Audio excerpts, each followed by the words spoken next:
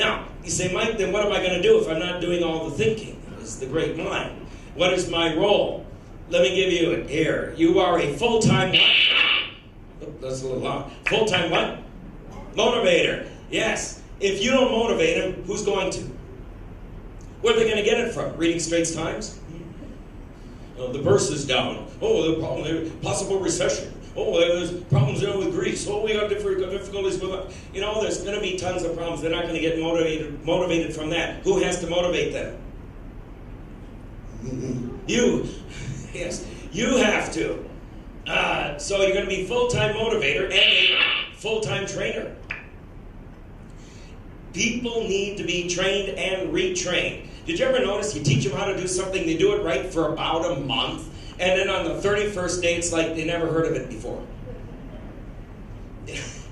They need retraining. Has anybody ever been to my home country, USA?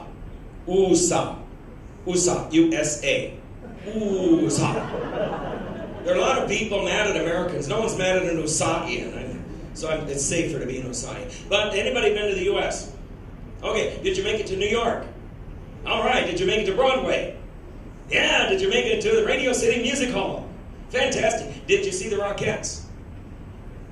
All right, you're the first person in 5 years who's seen the Rockettes. In case you know, good for you. Rockettes dance. Dun, dun, dun, dun, dun, dun, dun, dun, dun. I'm not one of them, by the way. The Rockettes will perform 17 times a week. Hundreds of thousands want to get into the Rockettes. They audition the top thousands. And then you finally end up with a small troupe of the best of the best of the best. And they perform, as I said, 17 times a week. Wow, multiple times a day. And yet every Thursday they have rehearsal. Why would you need a rehearsal if you do it every day? Well, if not, their kicks drop this much. They got to make sure the kicks go absolutely vertical in synchronicity and that the hit snaps at the same time.